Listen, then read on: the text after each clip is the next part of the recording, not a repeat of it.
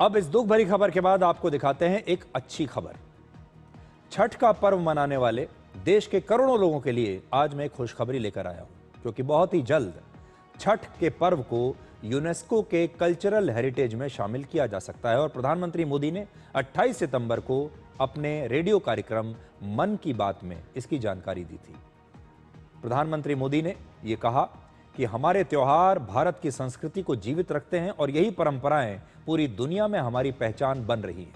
आप में से काफी लोगों ने रविवार को उनका कार्यक्रम मन की बात सुना होगा, लेकिन आज मैं आपको फिर से उस कार्यक्रम का एक हिस्सा सुनाना चाहता हूं। छठ पूजा ऐसा एक पावन पर्व है जो दिवाली के बाद आता है। सूर्य देव को समर्पित यह महापर्व बहुत ही विशेष है।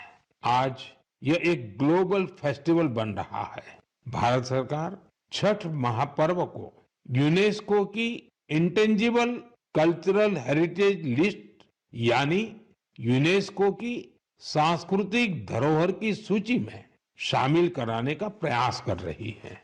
छठ पूजा जब यूनेस्को की सूची में शामिल होगी तो दुनिया के कोने कोने में लोग इसकी भव्यता और दिव्यता का अनुभव कर पाएंगे।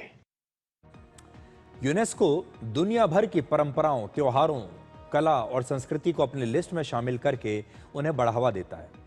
छठ पूजा बिहार और पूर्वांचल की सबसे बड़ी सांस्कृतिक पहचान मानी जाती है। छठ के पर्व को अगर यूनेस्को की मान्यता मिल जाती है तो इसका बहुत बड़ा असर होगा। यह मान्यता मिलने के बाद छठ का पर्व जो है वो ग्लोबल रूप से पहचाना जाएगा। इसकी पहचान ग्लोबल हो जाएगी। इससे बिहार और पूर्वांचल की संस्कृति की चर्चा पूरी दुनिया में होगी। यूनेस्को का दर्जा मिलने के बाद सरकार और अंतर्राष्ट्रीय संस्थाएं भी छठ के पर्व के संरक्षण और प्रचार के लिए बड़ी बड़ी योजनाएं बनाएंगी, इस पर पैसा खर्च करेंगी। विदेशों से आने वाले और हमारे देश के पर्यटक इसे देखने के लिए दूर दूर से आएंगे, बिहार और पूर्वांचल जाएंगे।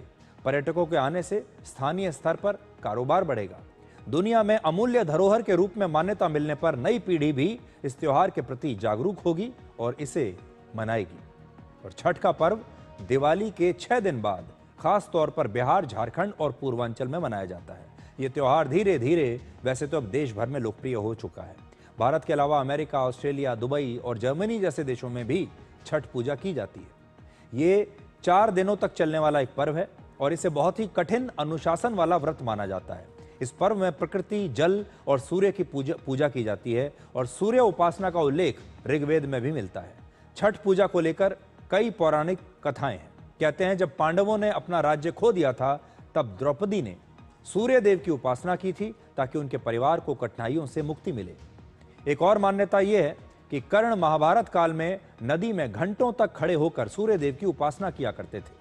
एक और प्रसिद्ध कथा के अनुसार जब भगवान राम और माता सीता वनवास के बाद अयोध्या लौटे तब उन्होंने कार्तिक महीने में सूर्य देव और छठ पूजा की थी और तब से ये परंपरा ऐसे ही चली आ रही है और आज भी कार्तिक महीने में ही छठ की पूजा की जाती है। छठ से जुड़ी कथाएं भले ही अलग अलग हैं, लेकिन ऐसा माना जाता है कि अगर आपने सच्चे मन से छठ पूजा की तो आपकी मनोकामना जरूर पूरी होगी।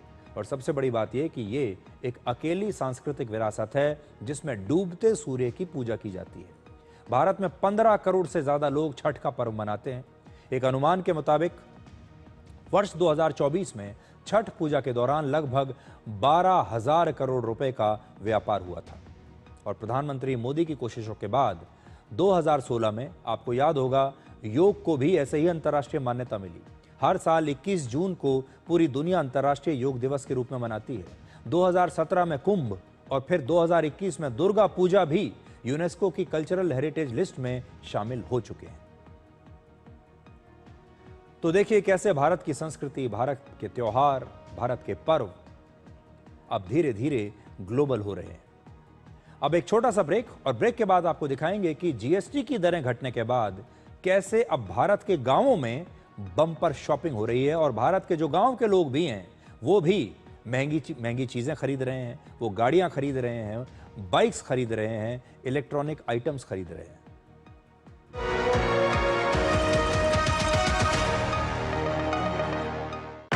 कौन है जो जोड़े देश को?